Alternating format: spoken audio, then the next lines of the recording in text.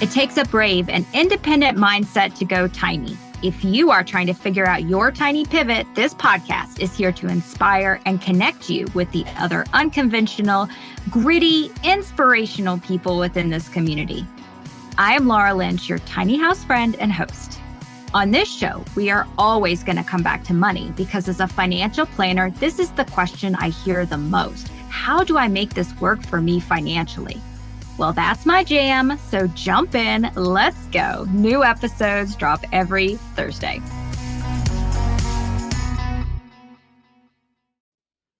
Welcome, everyone, to Less House, More Moolah, episode 61. I am Laura Lynch, your host, recording from my tiny house here in northern New Mexico. Super excited to share with you about the event that I attended last weekend.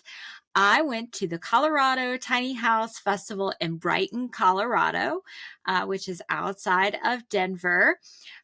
Me and my family, we took a couple of days and did some camping on each end of the festival. We hopped in our truck and loaded up our Lance truck camper and spent a couple of days in West Cliff, Colorado. We did some hiking in the mountains with the dogs and got to see the beautiful summer valley there full of so many wildflowers. And then we headed over to the Colorado Tiny House Festival. There was vendor camping, so we were able to camp there on site. There was also a lot of the folks bringing their tiny homes, their schoolies, and their vans to the festival who camped on the fairgrounds in their display vehicles. And then after we left, we were able to go up to Gunnison, Colorado and spend a couple of days there. It was crazy because we went from 40s at night in the mountains to 105 on the fairgrounds on Sunday. So definitely a big range of temperature differences. And so that was quite fun.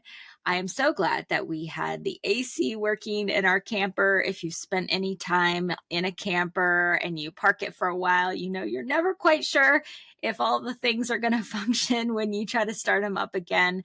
So I was really grateful when the AC was blasting that cold air when we were there because my gosh, it was pretty toasty on the fairgrounds that weekend. So I had some key takeaways from the event that I wanted to share.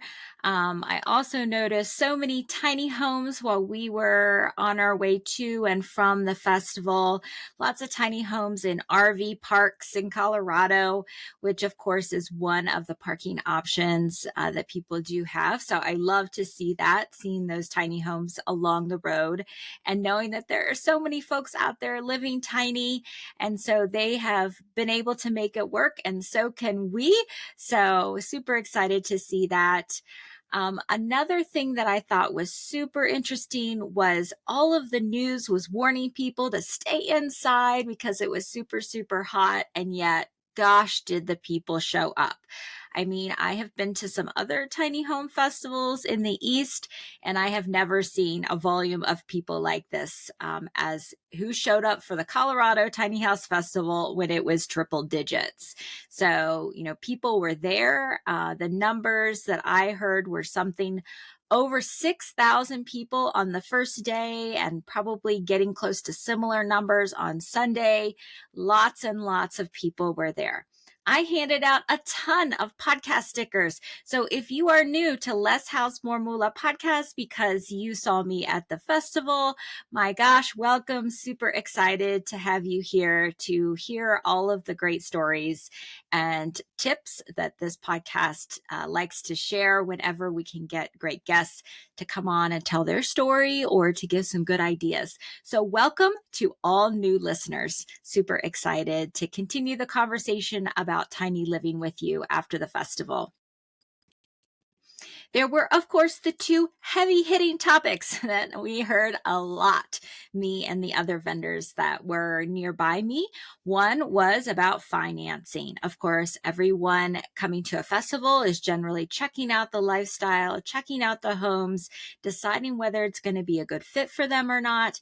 And so when they start to do research, one of the first hurdles that they encounter is financing. How am I going to buy a tiny house? And so I talked to a lot of different people about what options are out there. Certainly, we have talked about this a good deal on this podcast.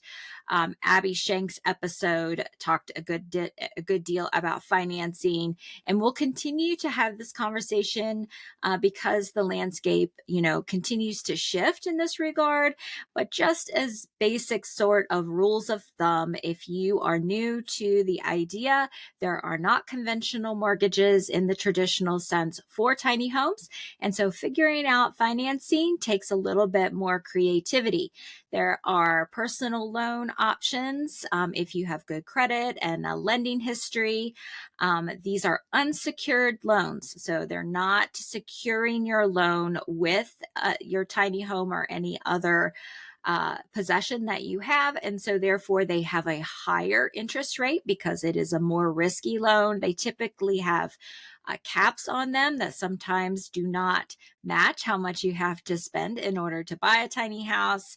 So finding lending can be quite challenging. There are some RV loans available for certain tiny home builders who have a dealer's license. So talking to your builder, if you're going to get one built, can be a great place to start.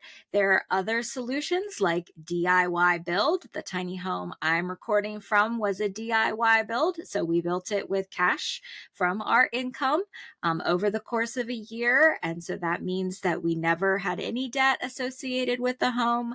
DIY can be a great solution as long as you know that you're going to be able to park it somewhere. So figuring out where to park is the second really big important point that most people have to figure out. So back to financing, there's also saving, just figuring out how to reduce your current cost of living. I talk to a lot of young folks about there being no shame and maybe, leaning on family or friends in order to reduce housing costs for a while in order to save up for a purchase. Any kind of loan typically requires some sort of down payment. So certainly figuring out how much you can save either for the whole thing or for a portion of the thing, that can be a good strategy. There's downsizing, which is typical of generations where folks have owned a home before. So downsizing out of a larger home into a tiny home is a path for many folks. All of those women out there who do tiny living because they downsize out of their original larger home, that is a great option. There is a huge shift in wealth going on in the country. So if you think that you might be up for an inheritance at some point, it can't be hurt to have a conversation about that a little bit earlier.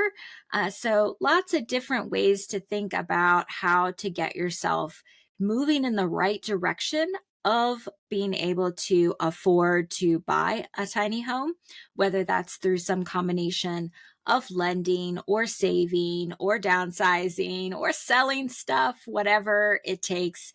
You have to kind of take the bull by the horns and really figure this thing out. So I did hand out a lot of financial freedom calculator QR codes to help people sort of get their money organized and understand what their income is versus their expenses and what their total, combined net worth is in order to help people pick a couple of action items so that they can start to move forward with some financial decision making. A lot of us tend to avoid money, so getting organized in that regard can be a great first step to moving towards a tiny home. On Less House More Moolah, we hear so many stories of people living unconventional lives. Each of them is literally building their all-American dream. Are you tired of putting your dreams on hold because of money? Well, let's fix it. I have a two-part offering that is here to help you. First, I'm going to give you access to my financial freedom calculator so that you'll understand your numbers and have a tangible starting point. This is free. And then second, we'll book a session to figure out your finances so that you can live your alt American dream as soon as possible. This is paid. Why am I giving you something for free? Because I'm passionate about empowering people to choose an unconventional path. So let's work together to figure out money so that you will know that you've officially taken action on your plans. This offering is for you if you're unsure of your cost of living or how much savings you might need. You don't know what money move to make next. You dream of an unconventional life built on your terms. You're seeking a permanent solution and not a one-time motivational boost. You want to learn about money from someone who shares your interest in breaking away from the norm. So what do you think? Are you tired of starting sentences with someday when I? Then go to altamericandream.com and get the financial freedom calculator.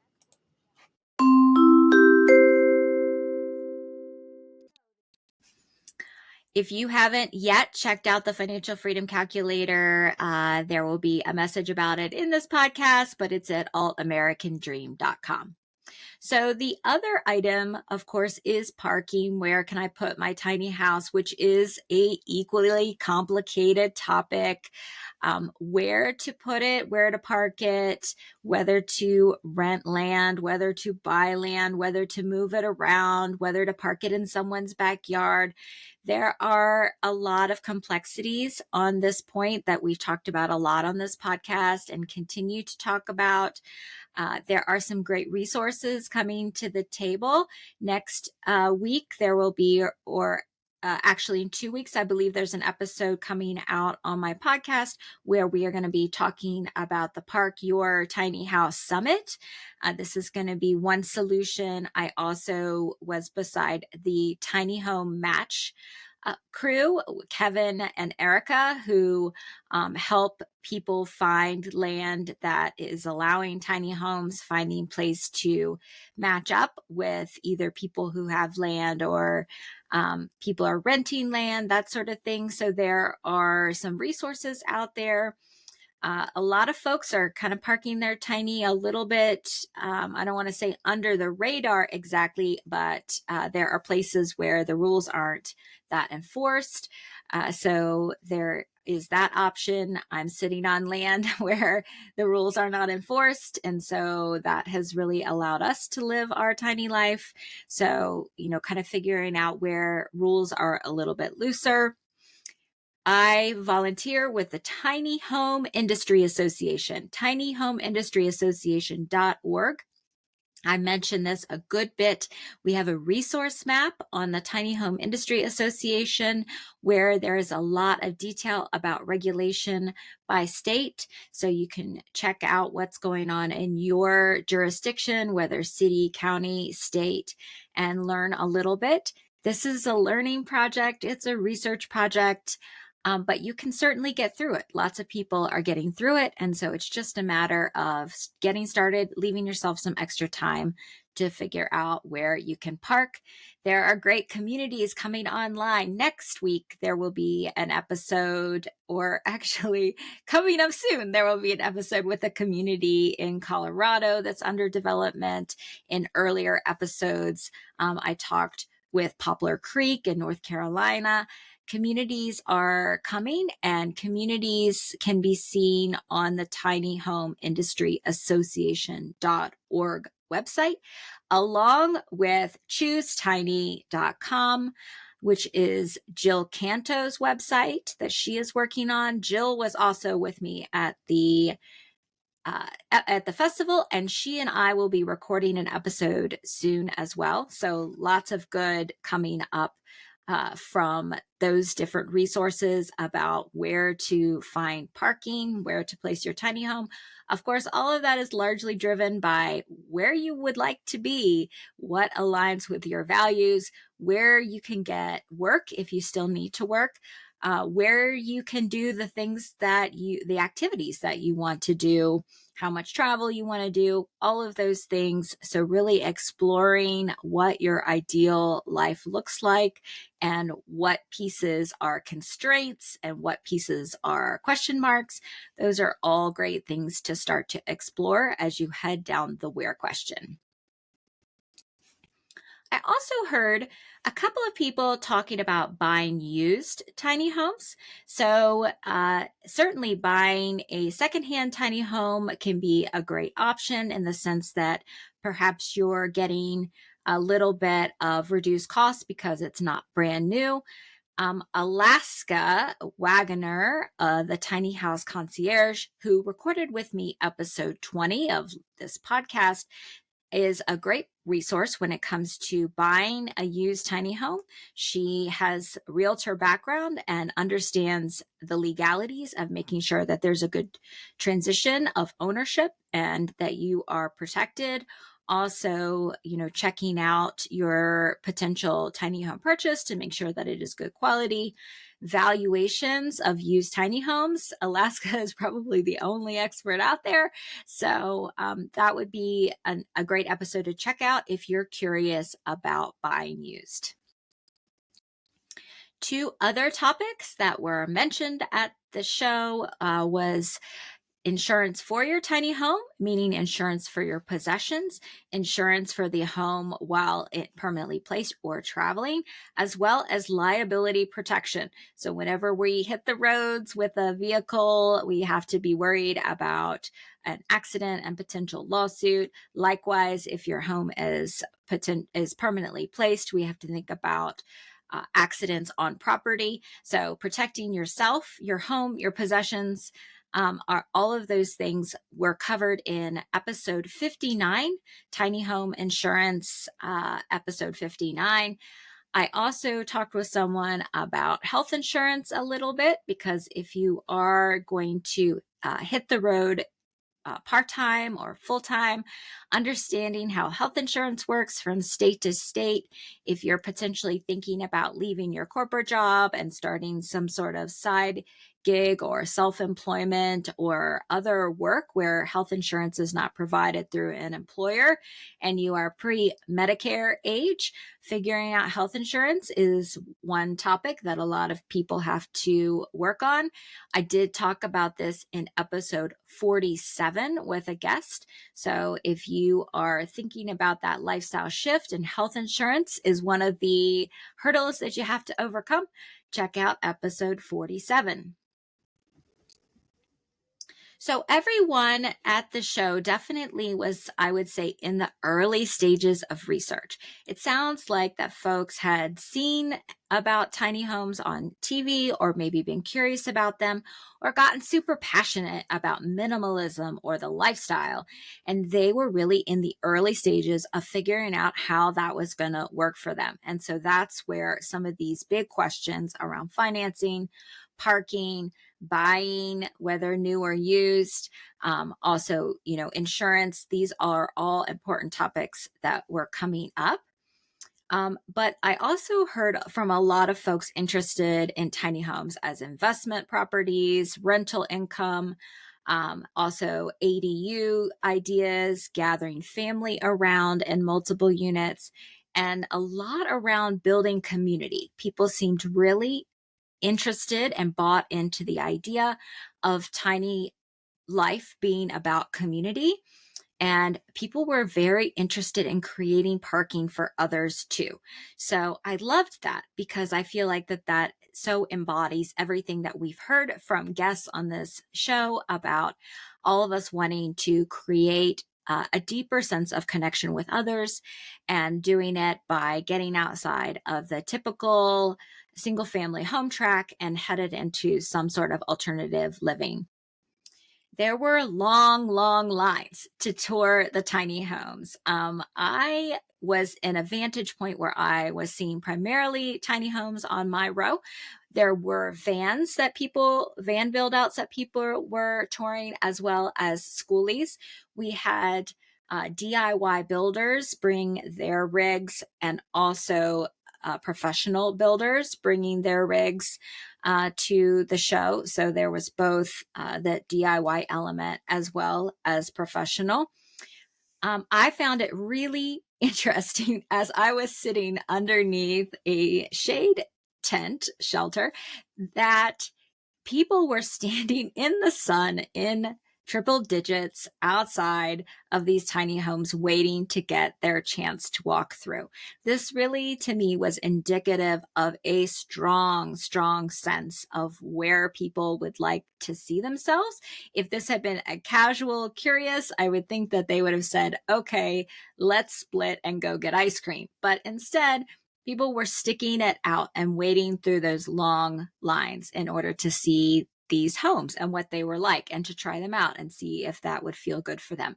So that really makes me think that there's a lot of pressure, lots of people wanting to move in this direction. And so this need for housing, this need for affordable housing, this need for less stuff and more focus on values, this desire for folks to live in a smaller and more sustainable way. All of these things were really showing evidence by people's commitment to get to see these homes. So I am, really excited about where things might move.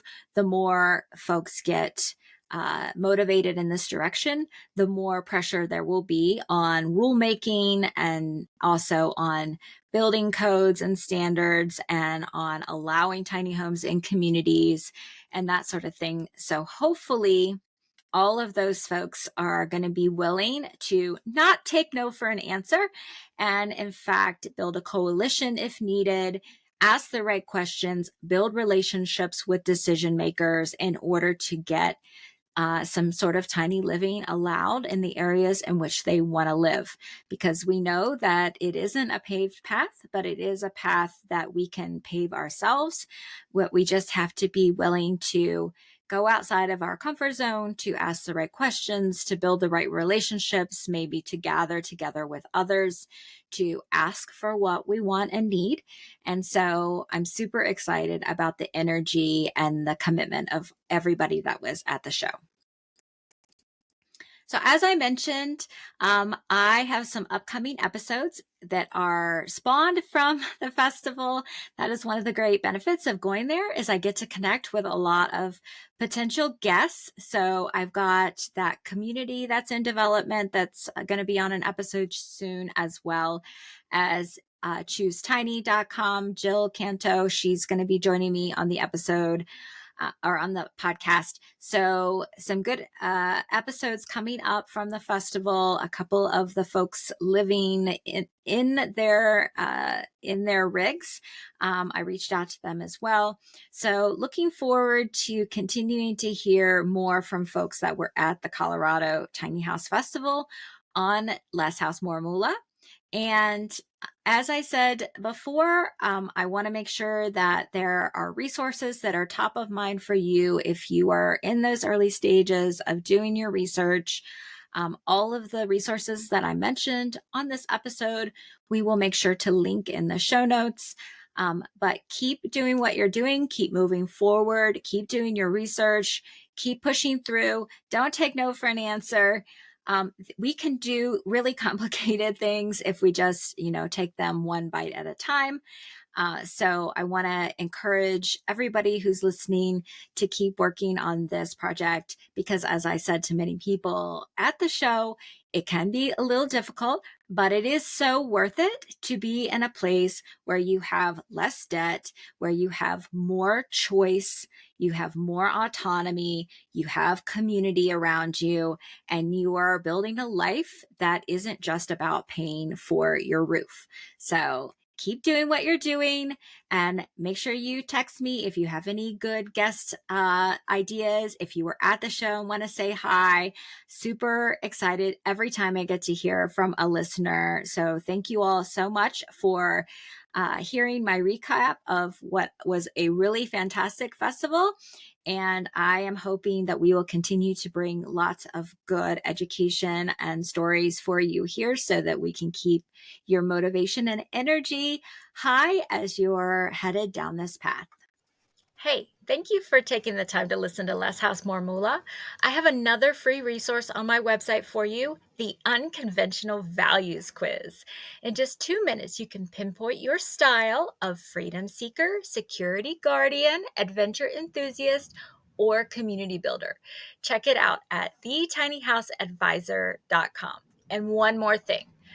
Podcasts don't have algorithms like social media does. They only grow by word of mouth and reviews. If this podcast is helpful to you, would you please post a review on your podcast app and tell a friend who is trying to live a values-based life? It would totally make my day.